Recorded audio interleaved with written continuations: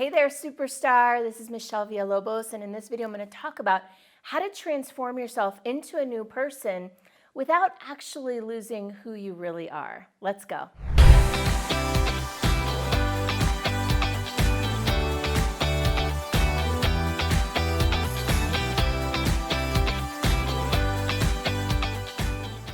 So first, I'm going to get into the why of why you might want to transform yourself into a new person, and also the problems that you might face as you're doing that. I'm going to talk about an overarching solution to this, a new context, a new way of looking at transformation, and then I'm going to dive into the 6 things that you can do to transform yourself in a way that's joyful and energy rich, even though it's not all rainbows and unicorns. There will definitely be some challenges along the way, and I'm going to also talk about how to deal with those. So you want to transform yourself. I'm guessing that's because there's something about your life, or maybe many things about your life, that simply aren't working for you. And so for that, I commend you. I commend you for looking up this search, for coming to this video and watching it all the way through to the end. I guarantee that it will give you some new perspective and some value about how to transform your life. Now, the problem with transformation is that we can run into this paradox. And this is something I experienced. I'll share a little bit of my story so you can understand. The paradox is that as we're trying to transform ourselves, we can do it in one of 2 ways. I mean, we can do it many ways, but I'm going to make a specific distinction. There's a way in which we do it in which we reject or hate ourselves in the process, where we start from a place of fundamentally disliking who we are and trying to separate or reject from that, and from that type of energetic, create something new. That doesn't usually work very well. The other way to come at it is to really cultivate self-love first, and to really come from a place of appreciation and acceptance of who you are in this moment first, and from that place, moving forward and creating what's new. And it might seem paradoxical because you might say, well, if I want to change, then doesn't that mean automatically that I don't like who I am right now and I need to reject myself? And I understand that. But what I've found in my own journey, and what I've seen again and again and again, is that when we come from a place of rejection or hate or self-loathing or anything like that, it can really impede our process of transformation. And so that's why the very first step that I'm going to get into is all about first accepting who you are and loving who you are. And from that position of really cultivating love, deciding now I'm going to be the best version of myself. It's not about the old version or the current version being bad or wrong. It's about choosing to step into the very best version of me, of who I really am. So here's a new perspective. As we dive into these 6 things that you can do, I want to see if we can have a perspective shift, like a new context. Now, this context may not make a lot of sense. It may be a little out there for some of you. So I'm going to give that disclaimer right up front and say, just play the what if game. All right, just take this on as if it were a game and see how it fits. Just try on this new perspective. And this new perspective is, what if you chose to be you? What if some time before you were born, let's pretend your soul was somewhere and it decided, I am going to come and incarnate on earth and I want to have this experience of being this person. Now, if that were true, we're just playing a game here, remember, what would that mean about who you are? It would mean that it's perfect and that everything that's happened up to now is perfectly part of the journey that you chose to have. If you can take on that context, you can start to really appreciate who you actually are. And you can start to see the journey that you've had along the way, every step of the way, the parents you had, the challenges you've had, the difficulties, the obstacles in your way. You can start to see them as part of some grand journey. You can start to see them as intentional. You can start to see them in a more empowered way as having chosen this. Now, I know that the idea of that can be a little disconcerting or new or unusual, but I invite you to just play with that and play with the idea, okay, so if I chose to be this person, if I chose to have these challenges, these things that I don't like about myself, why would I choose that? What would be the gift in that for me? And just by shifting to that context, everything else that we're going to do today is going to be much more powerful. And before we do that, please like my channel, subscribe to my channel, like this video, and put a comment below. I'd love to hear how this video lands with you. You ready? Let's go. So the first step in this process is to go inward and to look at yourself as a gift. Some people imagine it as God or consciousness experiencing life as you. So if God or consciousness chose to come here and experience life as you, why would that be? What is it about you that's special? Who are you? And this is important, really. With everything else stripped away, with the layers of socialization and acculturation, with what your parents told you, your teachers told you, when you get rid of all of that and you come back to the essence of you, who are you? What do you love? What matters to you? What are you great at? When you were a little kid, what could you spend hours doing that nobody could pull you away from? What were your favorite activities? I remember when I was a little kid, I used to love to create these massive, not massive, I guess they felt massive when I was a little kid, but these talent shows in my basement and in my cousin's basements where I would invite people over. I would invite the other kids in the community over, and we would dress up and we would sing songs and we would put on shows and we would force our parents to sit in the audience, and I would design these handmade invitations that I would draw on. This is what I love to do. I loved as a kid to create experiences for people. And so one of the biggest sources of transformation in my own life that I'd like to share with you is when I started to, as an adult, realize, what if I could do this again? What if I could create experiences for people? And now, as you may know, I lead retreats and seminars and workshops for people, and I love to do that. So as we're looking to transform towards the most aligned, most joyful, and expressed version of you, we want to look inward at who are you really deeply, truly. And that is a lifelong journey. You might continue to discover things about yourself when you're 70 or 80 or 90 years old. And in fact, in my belief system, you need to be doing that in order to thrive in your life, to keep discovering aspects of you. So that's step one, continuously unpeeling the onion and finding new layers of you. The second thing to look at for transformation is why?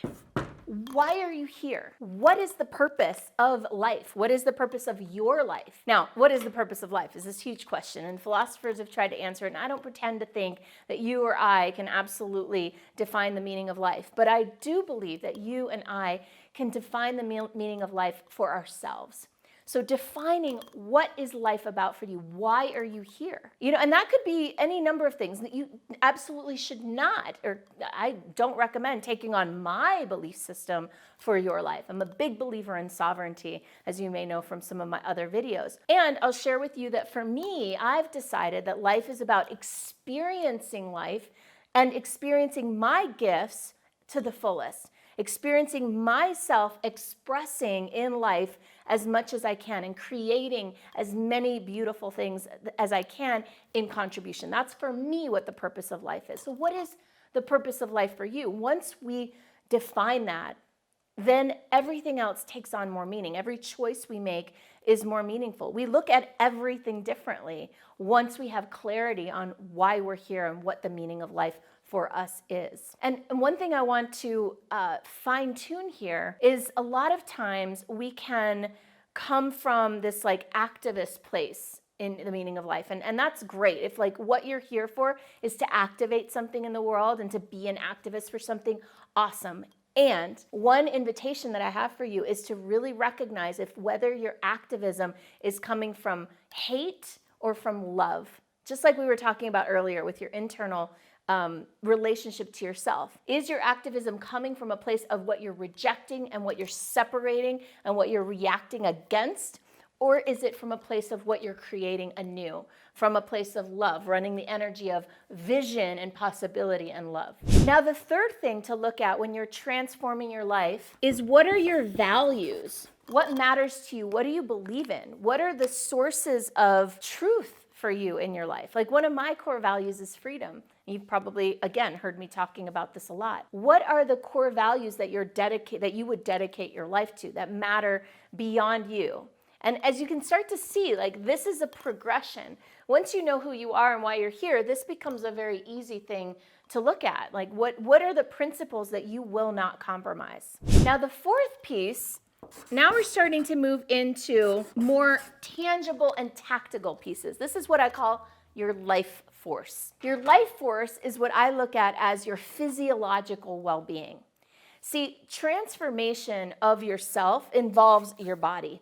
And when our bodies don't feel good, when our bodies are not optimized, then it can create negative emotions, which can show up in our life and ripple effect out of our life. You know, when we're in pain, it can further depression, for example. These are like self-fulfilling cycles.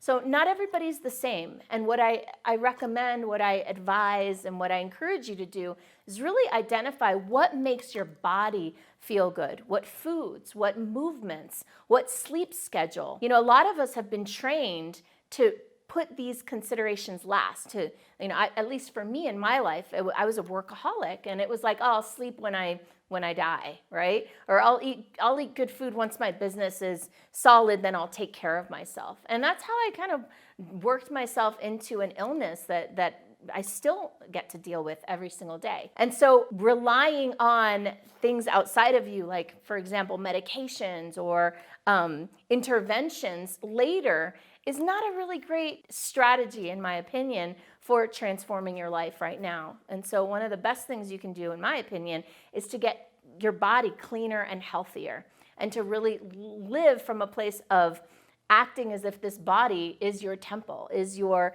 vehicle for this life. And no personal transformation, in my opinion, can ignore and can forget to bring along that vehicle. You need your body, and your body needs to be as optimal as it can be.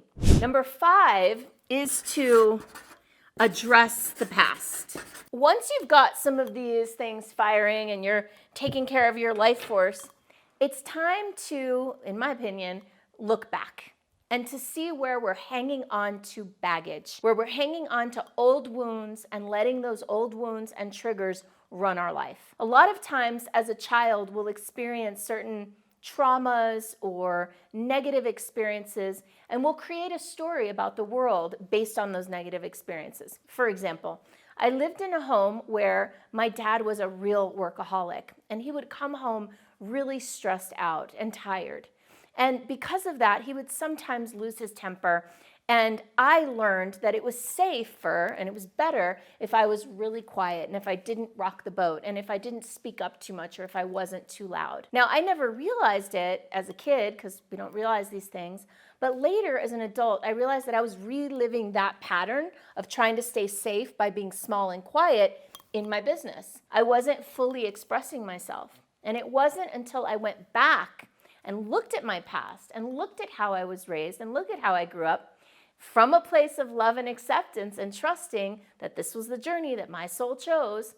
And from that place decided, oh, what's available for me is to heal that wound and open up and express. And so there are a lot of ways that you can heal these past wounds. I've done landmark education is one of those great things. There are books out there. You know, I highly encourage you to take on a journey of personal development and start down the path of healing the childhood wounds, because we all have them. And generally, by the way, if you want to look for the most deep-seated wounds and triggers, look between the ages of 0 and 7 years old. And now finally, the last little puzzle piece here of transforming your life is to create a vision for the future.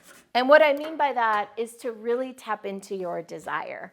What is it that your soul and yourself really wants to experience in this life? What would be fun? What would be joyful? What would be meaningful for you to experience? And go ahead and claim it. Now, I mean, the reason I say claim, I use that word really specifically and intentionally, because sometimes we separate ourselves or resist or tell ourselves we don't want the things we really want because we're scared that we won't get it and we'll be disappointed. And so the very first thing to do is to even admit to yourself that this is something you want. One of my mentors recently, who I admire very much, she recently decided to start taking on guitar lessons and singing. She had never played a musical instrument before and had never sung in public before.